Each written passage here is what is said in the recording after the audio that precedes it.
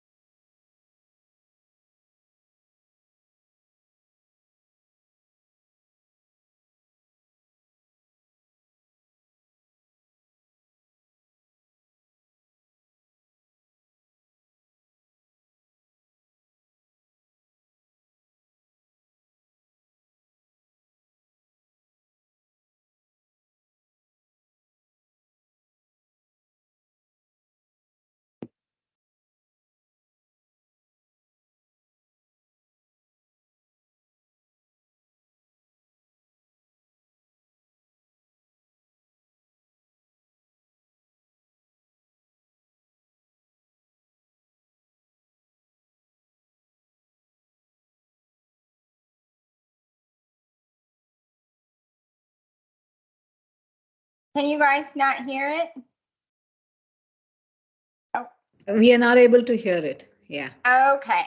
Sorry about that. Let me put it in the chat and maybe you can play it from your side.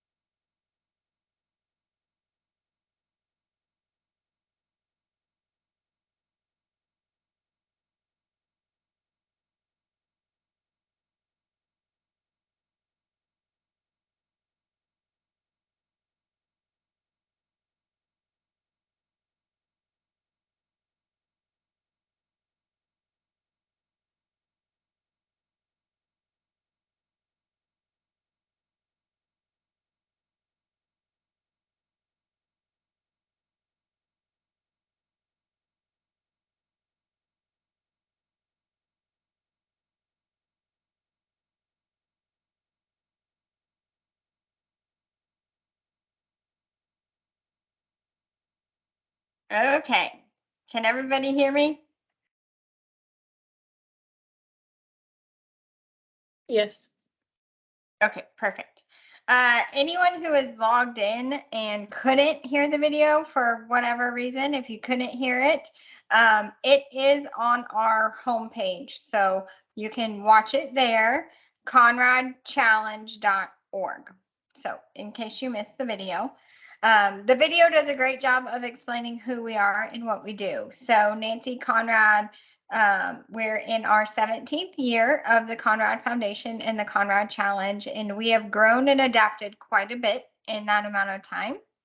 Last year, we had record numbers of over 800 teams register for the Conrad Challenge, and 680 teams submit their materials to be judged. So yes, we are growing fast and furious. This year, we are launching the challenge mid-August. So in a few weeks, we're going to turn on everything for this year's challenge. So essentially, what the Conrad Challenge does is promotes collaboration, design thinking, and really working in teams to solve global problems. So we're very much we are an in-classroom experience. So if you wanted to weave it into existing curriculum for your classrooms, you can. But we are also informal education where we see teams form of siblings, cousins, outside activities, boys and girls clubs, those types of things. The age requirement is 13 to 18. And the team size requirement is 2 to 5 team members on your team. Essentially, the process of how they go through is they make their team and find a coach. They register through our online portal. And at that point, we give them a ton of resources to be successful. So we have a wide network of alumni who have gone through the challenge and have graduated and are at universities, and they had so much fun they can't give it up, so they become part of our alumni network and foster the incoming generations and teams of the Conrad Challenge. They also provide a lot of hands-on resources. So we never want our competition to be intimidating. We want to be accessible for all and really kind of make a mark on young students to pursue becoming entrepreneurs, inventing things to solve global problems that these kids are amazing. They come up with all kinds of innovations. How do teams, okay, I'm going to get to questions in a minute. So after the teams register, they will do what we are calling this year, we're calling it a lean canvas. It is answering 5 very basic questions. What the problem they want to solve is, how they're going to solve it, a little bit about their team, a little bit about their innovation. After they submit their lean canvas, then they'll go to the next round where they'll answer 10 questions. Maximum word count for the answers is around 400 words per question, so not overly complicated. We do have teams build full prototypes, so they have to show a graphic representation of their innovation. They do CAD drawings, they do even hand sketches. We see teams make it all the way to the finals on hand sketches. And then they make a promotional video for their innovation. So they do the written part, they make a short video, and then they're also going to make kind of a slide deck PowerPoint as if they would take it to a real investor to fund their project. So it's really the entrepreneurial spirit, inventor spirit. And then after that, we have a network of over 400 judges from very stellar institutions. We have judges from NASA, Dell Technologies, HP, the CDC, Blue Origin, who you guys got a tour with Blue Origin. We have a slew of Blue Origin judges in the aerospace category. Once they get judged, then the top 5 teams in each category bracket get invited to go to Summit. We do have a virtual experience for those who can't travel because we are a global competition. A lot of teams can't travel, so we have a virtual experience, and then we have the in-person experience, which you saw in the video. They come for 4 days. They have a blast. We do a lot of workshops, a lot of team building, networking, and they get live on stage and pitch to a panel of judges. So think of it like Shark Tank for teenagers, is how I like to position the final round. The winners become Pete Conrad scholars. All finalists and all Conrad innovators, everyone who is successful, we have prize packages and opportunities for all of our students. So we have a lot of scholarships, opportunities. The Pete Conrad scholars get Dell laptops, and they also get access to very high-end New York IP patent attorneys to help them protect their IP and their innovations, and also walk them through the patent process as they continue on their journey of developing things that are going to change the world, to be honest. So that being said, I know I'm like spewing a lot of things, and everybody probably has a lot of questions. So I'm going to open the floor for all kinds of questions. I see one in the chat. How do teams fund their projects? So to register and to submit round 1 is free for every team. Once they make it to submit the second stage of materials, we do have a registration fee of $499 per team. So if you have a team of 5, normally what they do is they divide up the registration cost amongst their team. We do have scholarship opportunities. We never want any team to feel like finances are a barrier. So at any point, if they send us an email and claim hardship, or if they're in an economically disadvantaged area, we have scholarship opportunities, discount codes, and everything to help cover their registration fees. Through this partnership and our partnership with Club for the Future and Blue Origin, I am confident I can get everybody in this program through with some pretty great discount codes and full scholarships if you have teams that want to participate. Once they funding their product, if they wanted to build a prototype or something like that, part of being an inventor and an entrepreneur is raising capital. So we give them tons of resources and help. We connect them with other industry experts, industry partners to help finance their innovations, teach them how to fundraise so that they can raise money if they wanted to build a full prototype. Once they become finalists, we do not cover the cost of them coming to Summit, airfare and hotel. However, like I said, we do have a lot of sponsors that have travel grants available. So we pick teams that need the support to get to Summit, and we find a way to get them there. Okay, is it a STEM challenge or programming needed? I guess I'm a little confused by that. We classify ourselves as a STEM competition, yes. Our 4 categories that students can enter are aerospace and aviation, health and nutrition, energy and environment, and cybersecurity and technology, which I think in this room, cybersecurity and technology is probably everyone's ideal category, but we never want to limit. Sometimes there's crossover in an innovation. It might be an AI-driven app that ties into healthcare. So what we see is teams will enter both categories because there is that crossover.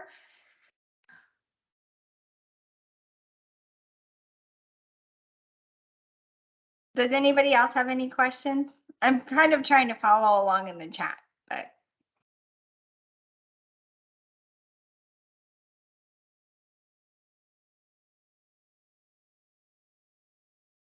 I can't hear anything.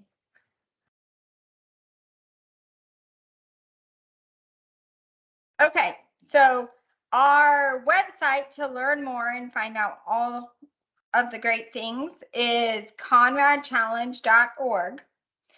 And I will put my personal email in the chat. Anyone can shoot me any questions, or if you want more information. Oh, that's a good question. The timeline. So we open our registration in August. The round one lean canvas, their first 4 questions about their innovation, is due in November or earlier. So I always tell teams submit your first round early because then you get more time to work on your innovation in the second round. So really they could register in August, and if they already kickstart and have their innovation started in September, they could submit it early and we do rolling admissions into the next round. So some teams get moved into round 2 in September. Some teams wait till the deadline in November and have less time in round 2. Round 2 runs from November is the cutoff for submissions all the way till January.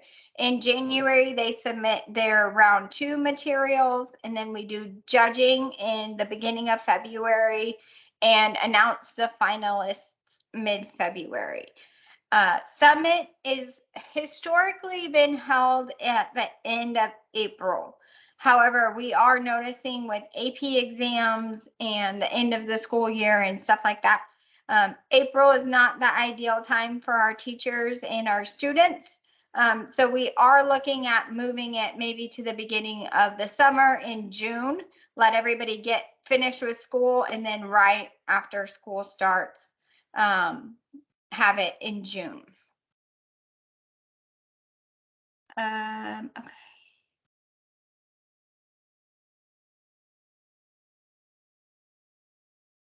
We are thrilled with all partnerships. So Mark, I would welcome your insight into TSA and how we can share our message in that program as well. Would love it. So I would love to get an email from you after the fact. Who are the judges? So we have judges from all over. Blue Origin, CDC, NASA, Dell Technologies. And what's really cool is the judges give a lot of positive feedback to the students. So they actually see the judges' feedback and comments. They don't see the scores, but they get so much knowledge from our judges in their written comments back to them that they could actually progress. We had this year, one of our runner-ups for the Pete Conrad Scholar is they won the Pete Conrad Scholar last year, and they kept working on their project over the course of the following year and resubmitted the same project that had advanced quite a bit. And they actually made it to the finals again and came to Summit, and they're continuing working on their project. So I foresee them coming back again this year and resubmitting. So 13 to 18 gives you a wide array to continue your innovation or make new innovations every year. Yes, after this meeting, I will be happy to share some examples of projects, and I'll put some links in the chat so you can go and see who our winners were this year and what they created. They create products for everything. So plastic pollution in the ocean. Some of my favorites have been, they turn into passion projects. So most of the time the students find something that is a problem for them or they're passionate about, and they create a solution for that. So I'm not real sharp on the cybersecurity and technology because half the time, to be honest, that goes way over my head. But I'll give you an example of a health and nutrition crossover to cyber. A team created an app. So their grandmother struggled with taking her medicine on time. And because of the difference in location, their mother was very concerned with how to get their grandmother to take her medication at the same time. They created a pill dispenser that tied to an app on your phone. So the mom would actually go to her app and at a certain time of the day, push a button and then the pills would come out and it would alert the grandmother to take her medicine at that given time. So that's an example of kind of a passion project relating to them. Another team made an app to help young adults with autism connect with the job market. So employers could go on the app and people with autism could go on the app, and it was like a matchmaking eHarmony type matchmaking service for those specific requirements. We have had participants from Africa. Actually, we have an ambassador challenge, which runs its own unique challenge out of Nigeria. So every year we have a lot of participation that feeds through our kind of our regional hub in Nigeria, Africa.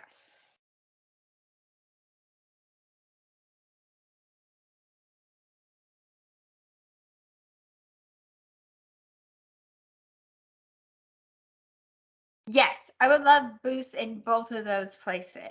I actually have been trying to get in touch with DECA for the past few years and BPA.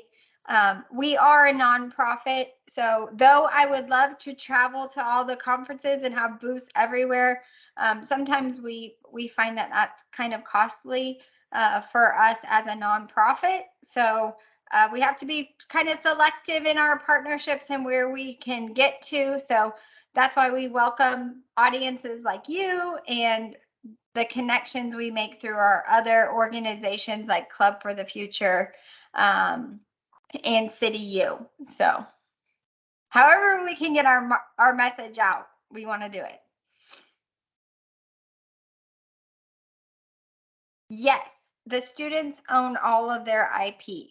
So we are big on their ownership of their IP, and we also help them file patents. If you become a finalist, we do require that you start your patent application process. And we have a lot of webinars with the USPTO office to help all of our students learn the process of how to file a patent, what you need to do to file a patent, and we kind of get the ball rolling for them to protect their IP. Nancy always says it's our secret sauce that makes us special.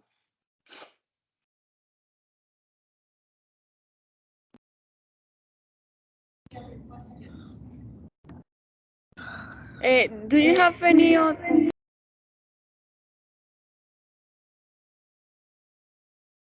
Sorry, you cut out there. How many teams attend Summit? So we have 4 categories and we take 5 teams in every category. So we have 20, but then we also bring our winners from Nigeria and our winners from China. So we invite our ambassador challenges to come as well. And then we have some special guests that we invite. So this year we invited a team from Panama. They had won another competition similar partner program of ours called Innovation in Panama. So we invited them. So this year, I think we had 38 teams total at Summit. And that was just at Summit. We also had our virtual finals showcase, which was another 25 teams. So we actually doubled our finalists this year because we did do 2 events. And this coming year, we're planning on doing 2 events as well. So we kind of named 10 finalists in each category. 5 of them went to virtual and 5 of them came in person.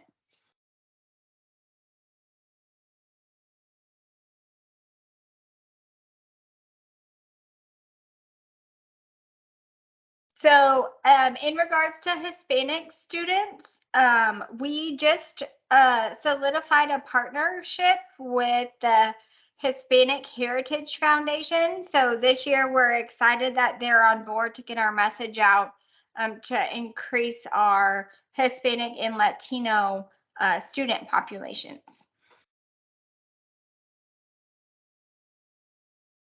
There is some financial assistance if a team is named a finalist and would like to come to Summit. We do our very, very, very best to help them financially get here. So we call partnerships with airlines. For example, the team that came from Panama, they got all of their flights for free from Copa Airlines. So we helped solidify a deal with Copa Airlines, which flies out of Panama.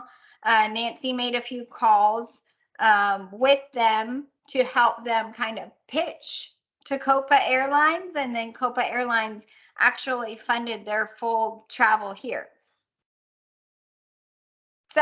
Historically, Summit has been 4 days.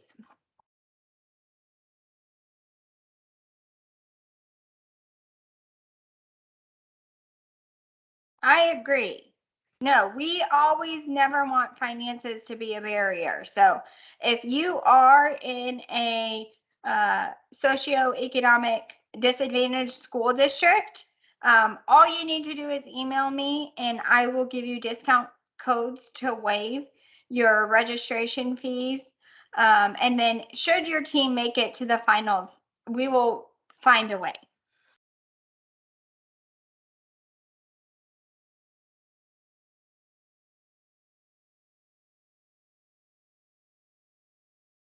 We will find a way. That's what Nancy always says. So we never want that. We see the difference also in submission materials. So we provide a lot of resources. We actually have a partnership. Yesterday, I spent the day with our rep from MIT.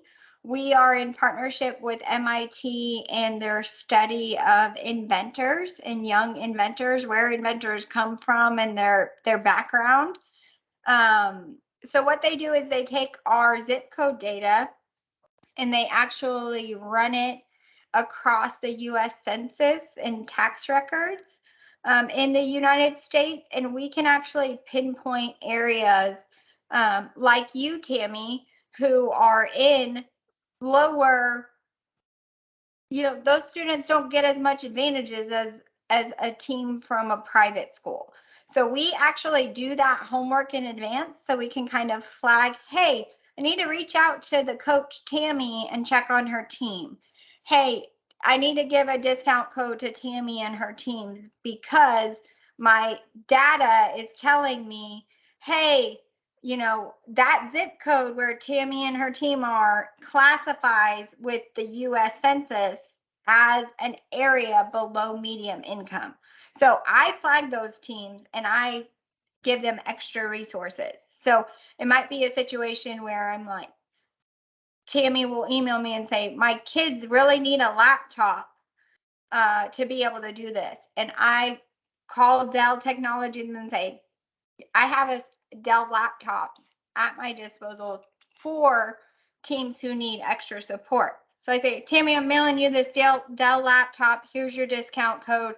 Oh, and here's the special alumni named Alex who's going to mentor your team and make sure they're successful.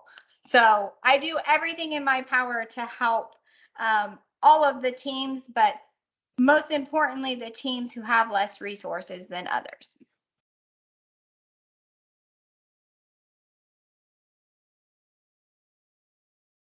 Okay, Summit. Yes, the video and the website are a bit confusing on the location of Summit.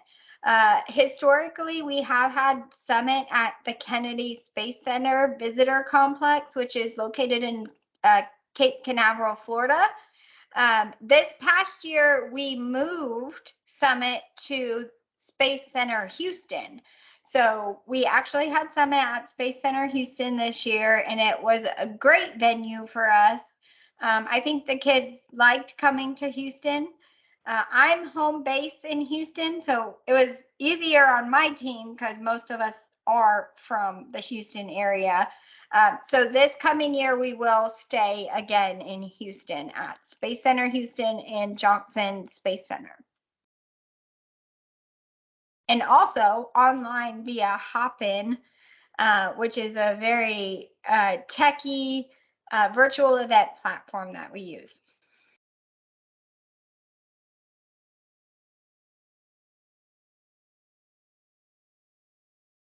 I will be sure to get everyone's email addresses. So if you don't mind me following up, I will keep everyone up to date on when registration launches. And again, I'll put my email in the chat and make sure you guys get it in a follow-up. So if you have any questions at all, or if you're like, hey, I just want to kind of chat more about the Conrad Challenge, I'm happy to set up one-on-one virtual meetings with anybody who wants to learn a bit more. So I'm here at your disposal.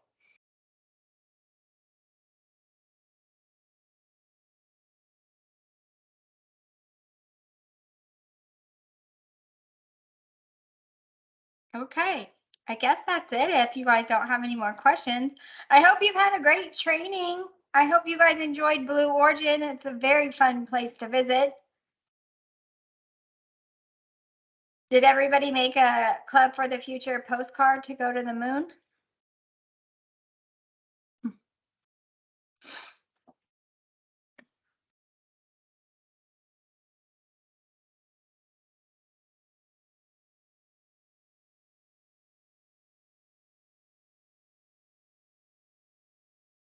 Oh.